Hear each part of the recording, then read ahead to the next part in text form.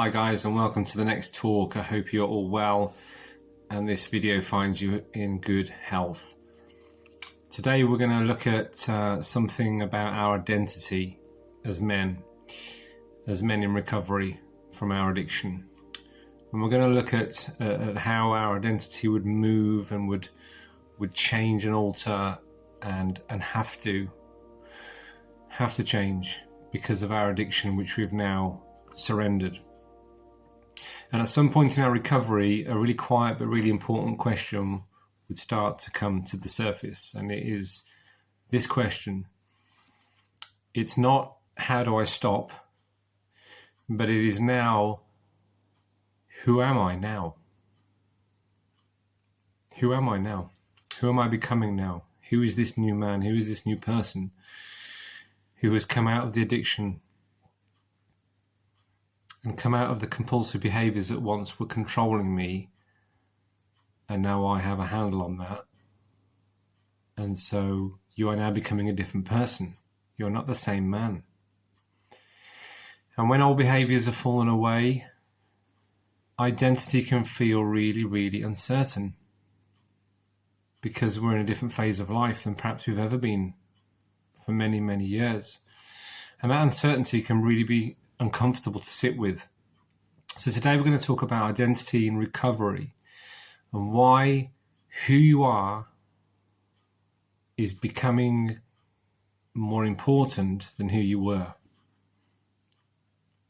Why who you are becoming is far more important and relevant now in your life than who you once were. For a long time, addiction or compulsive behavior shaped us as men, shaped us as human beings. We relied on our addiction to cope, to get through times of difficulty. And so we used that addictive behavior to escape, like we've said before.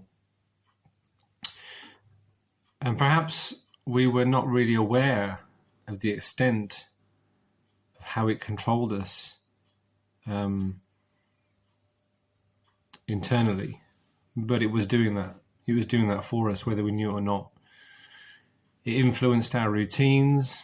It influenced how we coped. It influenced how we saw ourselves, because it was driving our life. And so when that now is removed from our life, there can be a sense of emptiness or like a void that we're not replacing that with. We are no longer who we were, but we don't yet know who we are becoming. And this space can really feel unsettling, as I said. But it's also full of potential. So there's now an in-between gap, if you like, from the old man, the old me, to the new man or the new me. And this moment in between is difficult to deal with, because what we've relied on is no longer there, but we haven't come out to the other side of that yet. So we're having to recover our lives, recover our thinking, recover our habits, recover our how we do life. We've been doing life in a way that hasn't been right for us and for other people, but we are now having to learn a new way to behave and to think and to be and to act. And all these things are important. And many men get stuck in rigid labels. What I mean by that is they say to themselves, they speak over themselves negatively, I'm broken. I've messed everything up. My life's a wreck. I've messed my life up. This is just me. This is who I am. I just make mistake after mistake. I'm not a good person.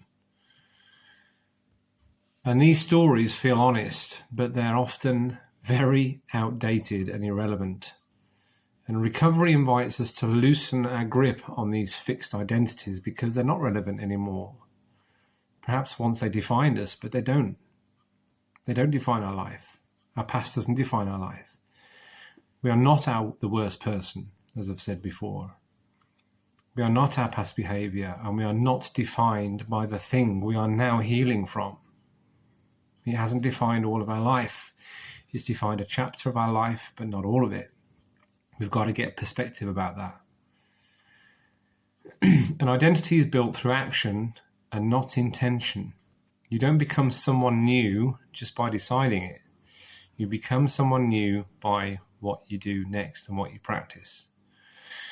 Each honest conversation, each boundary we've kept and we're managing to keep in our lives, each time we stay present instead of escaping back to old routines and old patterns of behavior which we're laying down and we're escaping from, we're not going back to.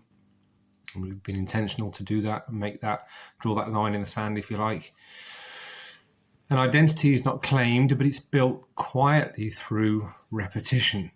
This is how we do this. We don't need a dramatic transformation, but we just need to show up and be consistent and do the right things more than we're not. That's what it is about. And we need to let go of this kind of notion or this idea or this feeling or this thought that would come flooding into our heads to tell us that this is who we thought we had to be. Recovery also involves this very important thing. And I can tell you 100% I've been there. And at times I still am there. And it's that word called grieving. Recovery involves grieving. It involves grieving who we thought we should be. It involves grieving our expectations, which are now not there anymore. It involves grieving our old coping strategies, which we relied on and which we've absolutely hung our hat on to get us through life. And now they're not there anymore. It's painful because obviously for all the right reasons, we don't want them to be there anymore. Of course not. We're learning it. We're in recovery from what's damaged us and stolen from our life and taken from our life. And we see that now, that it's really ravaged us as people, as human beings, as men.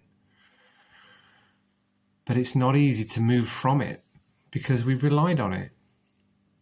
It's been part of our life. It's been part of who we are. It's been a very close thing to us. Whether it's the drink, whether it's the drug taking, whether it's the pornography use, whether it's the gambling habit we haven't been able to break free from. It's just held us and we've kept going back and we've tried to lay it down and we've kept picking it back up. And it is difficult. We're having to grieve these situations out of our lives. But letting go doesn't mean failure. It means growth. We may not see that right now, but it is actually doing that.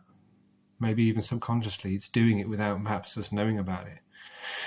And sometimes healing looks like releasing the pressure to perform and learning to live more truthfully. Remember, we've been lying. Probably a lot of lies have been involved in our addiction, and we're now healing from that.